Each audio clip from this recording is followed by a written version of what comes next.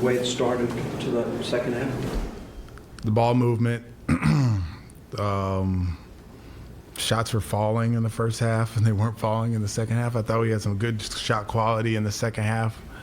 But I continue to harp on the same things as far as us playing hard, and we played hard tonight and playing together. And when we play together in spurts, it's not as easy. We played together in the first half, but not so much in the second half. We were pressing a little bit, and little passes that get dropped or open shots that don't go.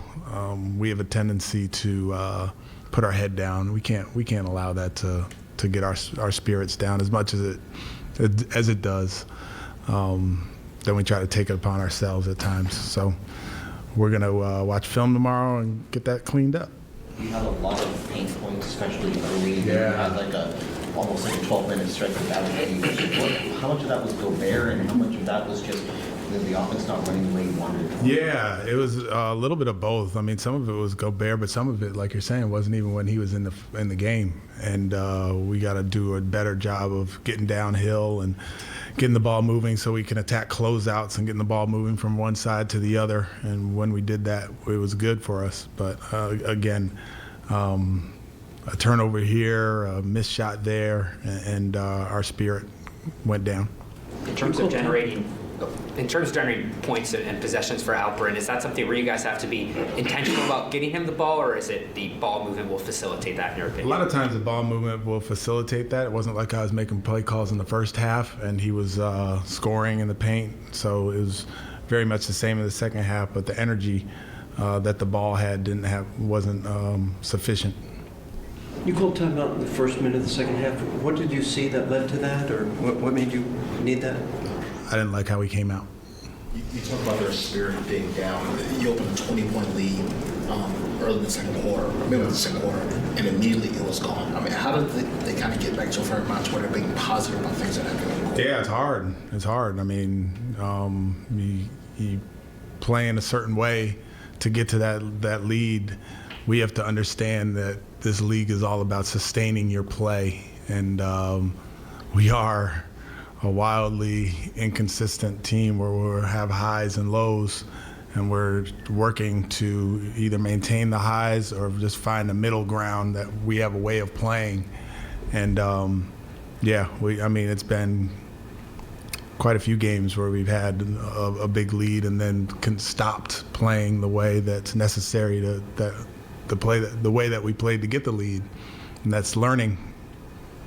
Going back to Şengün, it seems sometimes teams try to take advantage of him not shooting the three or hesitating. Yeah. Is that something as a coaching staff y'all kind of encourage him to do, is to take the three so that it kind of keeps the defense honest? Not necessarily. I mean, yeah, we want our best three-point shooters shooting the ball. He's continuing to work at it, but it's not one of his strengths. So we want all our guys playing to their strengths. And his strength is if his man is all the way in the paint and there's a pick and pop, he can quickly move it. And if his man stays in the paint, then it should be an opportunity for one of his teammates to do something.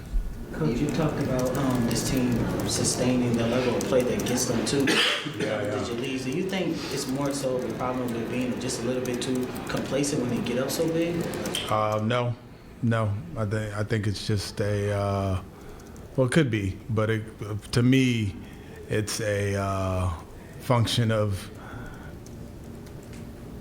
I just want to not get the ball moving or help, or it's in this league it's hard to win. It really is hard to win. So maybe complacency is the word, but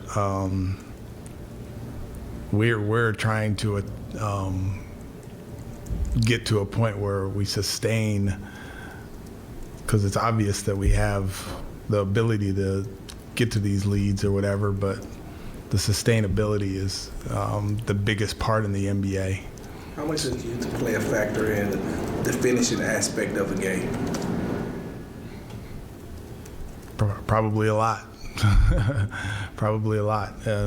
But we're not using us being young as an excuse. So we just got to do it better. On nights where Jalen's shot struggles, he is able to get to the line. To see him not get there today, did you see maybe a lack of aggressiveness from him on that end? No, he wasn't. He was aggressive. He was definitely aggressive. He was trying to get downhill. It's just a harder attack when you got Gobert down there. You know, it's different. But early in the game, he was on the attack and he wasn't making shots, but he had 5 assists at halftime.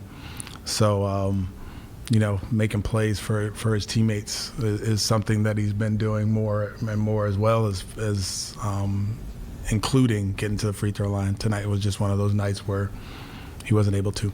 Coach, your first 2 years here, there was a lot of inconsistencies in the lineup due to illnesses, injuries, trades, and things like that. You're finally at a point this year where you have some consistency, but along with that consistency, is there room also to maybe make some changes sometimes here and there when it comes to the lineup? Oh, for sure. I mean, you see, there have been changes made. Like Ty was in the lineup. Dacian Nix was in the lineup for a long time. Bruno, I was playing 3 centers. The last couple of games I've been playing 2 centers. You know, now with Tate back, Tate's the first guy off the bench. It was KJ. KJ was the first guy off the bench. So I'm always tweaking and trying to change things if necessary, but also not changing just to change. I'm changing with a lot of study behind it and a lot of thought when it comes to which groups play well together, whether it's the eye test or numbers. Thanks, Coach. Thanks, Coach. Thank you. No problem.